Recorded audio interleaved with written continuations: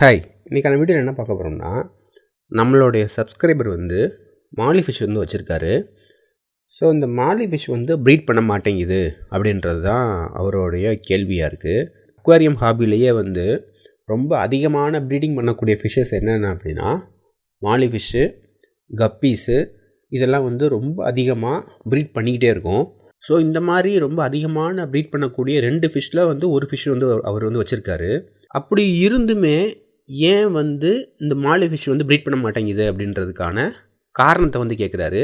மாலி ஃபிஷ்ஷை பொறுத்தளவுக்கு male female select பண்ணி எடுக்க வேண்டியது ரொம்ப ரொம்ப முக்கியமான விஷயம். அதாவது ஒரு மேலுக்கு வந்து 2 இல்லாட்டினா 3 ஃபீமேல் வரைக்கும் வந்து போடலாம். நீங்கள் வந்து இப்போ ஒரு டேங்க்கில் ஒரு 10 மாலி ஃபிஷ் வச்சுருக்கீங்க அப்படின்னா அதில் வந்து 4 மேலும் 6 ஃபீமேலும் போடலாம். இல்லை 3 மேலும் 7 ஃபீமேல் ஃபிஷ்ஷுமே வந்து போடலாம். அப்படி போடும்போது வந்து கண்டிப்பாக ஃபிஷ் வந்து ரொம்ப ஒரு ஹெல்த்தியான ஒரு ஸ்டேட்டில் இருக்கும். அதே மாதிரி இப்போ ஒரு மேலுக்கு ஒரு ஃபீமேல் போடலாமான்னு கேட்டால் அதுவும் போடலாம். ஆனால் அதை காட்டிலும் 7 ஃபீமேலும் 3 மேல் இல்லை 4 மேலும் 6 ஃபீமேல் ஃபிஷ்ஷும் வந்து போடும்போது இன்னும் ரொம்ப ஹெல்த்தியாக இருக்கும். இது வந்து எப்போ நடக்கும் அப்படின்னா, நமக்கு மீனை பற்றி ஒரு பெரிய ஒரு நாலேஜ் இல்லை.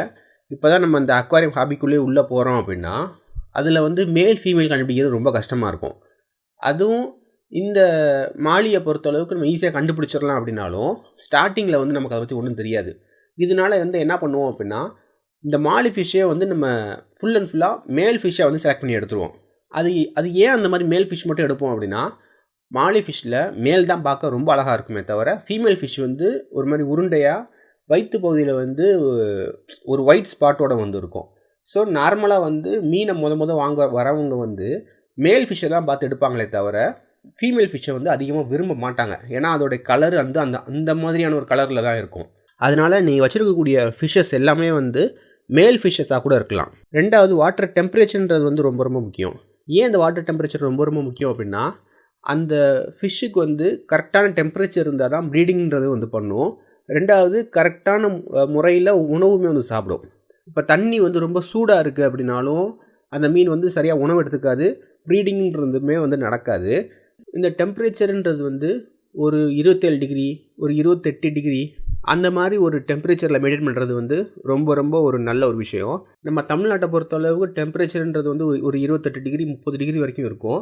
ஸோ அது வந்து நம்ம மீன் வளர்க்குறதுல ஒரு பெரிய ஒரு பாதிப்பை உருவாக்காது அப்படின்றத தெரிஞ்சுக்கோங்க. இல்லை நீங்கள் வந்து கொடைக்கானல், ஊட்டி இந்த மாதிரியான மலை பிரதேசங்களில் இருக்கீங்க அப்படின்னா டெம்பரேச்சருன்றது வந்து ரொம்ப கம்மியாக இருக்கும். அப்போ நீங்கள் வந்து இந்த டேங்க்கில் வந்து ஹீட்ரு போடுறது மூலமாக இந்த வாட்டர் டெம்பரேச்சருன்றது வந்து ஓரளவுக்கு நீங்கள் மெயின்டைன் பண்ணிக்க முடியும். வாட்டர் பிஹெச் லெவல் அப்படின்றது முக்கியமானு கேட்டிங்க அப்படின்னா ஆமாம். ஸோ வாட்டரோடைய பிஹெச் லெவல்ன்றது வந்து 7.5%லேருந்து 8.5% வரைக்கும் இருக்குதுன்னு வச்சுக்கோங்களேன். அந்த வாட்டர் வந்து அசிடிக்காக இல்லாமல் நியூட்ரல் அப்படின்றத காட்டிலும் இந்த ஃபிஷ்ஷுக்கு தேவையான அந்த ஸ்டேட்டில் இருக்கிறதுனால ஃபிஷ் வந்து ரொம்ப ரொம்ப ஒரு ஸ்ட்ரெஸ் ஃப்ரீயாக ஹெல்த்தியாக வந்து இருக்கும். இப்போ இந்த வாட்டரோடைய பிஹெச் லெவல்ன்றது வந்து கூடுதலாகவோ அதாவது அசிடிக்காவோ இல்லை அந்த அசிடிட்டின்றது வந்து ரொம்ப கம்மியாகவோ இருக்குது அப்படின்னா அந்த ஃபிஷ்ஷுக்கு தேவையான நியூட்ரியன்ஸு அந்த ஃபிஷ்ஷுக்கு தேவையான அந்த சூழ்நிலைன்றது சரியாக அமையாதனால ப்ரீடிங்கிறது வந்து நடக்காமல் இருக்கலாம். ஸோ வாட்டருடைய பிஹெச் லெவலை வந்து டெஸ்ட் பண்ணிக்கிறது வந்து ரொம்ப ரொம்ப நல்லது. ஆனால் வாட்டருடைய லெவலில் வந்து செக் பண்ணுறதெல்லாம் வந்து கஷ்டம், என்னால் அவ்வளோ செலவெல்லாம் பண்ண முடியாதுன்னு நினைக்கிறீங்க அப்படின்னா ரொம்ப சிம்பிள். ஒவ்வொரு 2 நாளைக்கு ஒரு தடவை 3 நாளைக்கு ஒரு தடவை தண்ணி மாற்றினீங்க அப்படின்னாலே போதுமானது தான். அடுத்ததாக இந்த ஃபிஷ்ஷை பொறுத்தளவுக்கு நீங்கள் பிளான்ட்ஸ் ஆட் பண்ணுறது மூலமாகவும் இந்த ப்ரீடிங்கிறது வந்து ஊக்கப்படுத்த முடியும். ஸோ நார்மலாகவே வந்து இந்த மீன் வந்து இயற்கையில் இருக்கும்போது நிறையா செடி கொடிகளுக்கு நடுவில் தான் வந்து இருக்கும். அப்படி இருக்கக்கூடிய இந்த மீனை வந்து நீங்கள் திரும்பவும் பிளான்ட்ஸ் இன்ட்ரடியூஸ் பண்ணுறது மூலமாக அந்த ஃபிஷ்ஷுக்கு தேவையான அந்த சேஃப்டி அப்படின்றது வந்து அதுக்கு கிடைக்கக்கூடிய ஒரு ஃபீல் கிடைக்கும். அதனாலேயும் ப்ரீடிங்கிறது வந்து நடக்கலாம். இது எல்லாம் போக நம்ம பண்ணக்கூடிய ஒரு முக்கியமான தப்பு என்ன அப்படின்னா, இப்போ நம்ம மாலி ஃபிஷ் வாங்கி விட்டுருப்போம், அதே டேங்க்கில் கோல்டு ஃபிஷ்ஷும் விட்டுருப்போம். இது என்ன ஆகும் அப்படின்னா, மாலி ஃபிஷ் வந்து ப்ரீட் பண்ணி குட்டி போட்டுகிட்டே தான் இருக்கும். ஆனால் கோல்டு ஃபிஷ் அவ்வளோத்தையுமே வந்து சாப்பிட்ரும். ஸோ எப்போயாவது உங்களுடைய மாலி ஃபிஷ் வந்து ப்ரீட் பண்ணி வயிறுன்றது வந்து இந்த ஃபீமேல் மாலி ஃபிஷ்ஷுக்கு வந்து பெருசாக இருக்க மாதிரி தெரியுது அப்படின்னா ஃபீமேல் மாலி ஃபிஷ்ஷை மட்டும் தனியாக ஒரு டேங்க்கில் நீங்கள் எடுத்து வச்சுருங்க. இது மூலமாக நம்ம என்ன பண்ணலாம் அப்படின்னா, குட்டி போடக்கூடிய மீன் இருக்குது பார்த்தீங்களா, அந்த மீனை வந்து நம்ம உயிரோடு எடுக்க முடியும். இது வந்து நம்மள பல பேர் பண்ணக்கூடிய தப்பு. இப்போ மீன் வந்து குட்டி போட்டுச்சு அப்படின்னா அந்த குட்டி மீனை வந்து தாய் மீனே வந்து பார்த்துக்கும் அப்படின்னு சொல்லி நம்ம எதிர்பார்க்கறது. இந்த மாலி ஃபிஷ்ஷை பொறுத்தளவுக்கு, கப்பி ஃபிஷ்ஷை பொறுத்தளவுக்கு அது வந்து அப்படி கிடையாது. நார்மலாகவே வந்து மாலி ஃபிஷ் எப்போ குட்டி போட்டுச்சுனாலும் சரி, அதோட குட்டியை வந்து அதுவே சாப்பிட்ரும். அது கோல்டு ஃபிஷ்லாம் வந்து இந்த டேங்க்கில் இருக்குன்னு வச்சுக்கோங்களேன், எந்த மீன் குட்டி போட்டாலும் சரி, இல்லை எந்த மீன் முட்டை வச்சாலும் சரி, கோல்டு ஃபிஷ் வந்து உடனே சாப்பிடக்கூடிய ஒரு மீனுன்றதுனால, நீங்கள் எப்போல்லாம் உங்களோட ஃபிஷ் வந்து ப்ரீட் பண்ணுற மாதிரி இருக்கோ, இல்லை ஒவ்வொரு 30 நாள்லேருந்து 60 நாளைக்கு ஒரு தடவை என்ன பண்ணுங்க அப்படின்னா, ஃபீமேல் மாலி ஃபிஷ்ஷை மட்டும் தனியாக நீங்கள் ஒரு டேங்க்கில் எடுத்து வச்சுருந்தீங்கன்னு வச்சுக்கோங்களேன், அப்போ அந்த ஃபீமேல் மாலி ஃபிஷ் வந்து ஒரு 50 குட்டி போட்டுச்சு அப்படின்னா, அதுலேருந்து உங்களால் ஒரு 20லேருந்து 30 குட்டி வரைக்கும் கூட உங்களால் காப்பாற்ற முடியும். இல்லை அது அந்த மீன் குட்டி போடக்கூடிய அந்த டைமில் நீங்கள் வந்து பார்த்துட்டீங்கன்னு வச்சுக்கோங்க, 50 குட்டி போட்டுச்சு அப்படின்னா 50 குட்டியுமே உங்களால் காப்பாற்ற முடியுன்றதை தெரிஞ்சுக்கோங்க. மாலி ஃபிஷ்ஷை பொறுத்த அளவுக்கு அது ப்ரீட் பண்ணாமல் இருக்காது.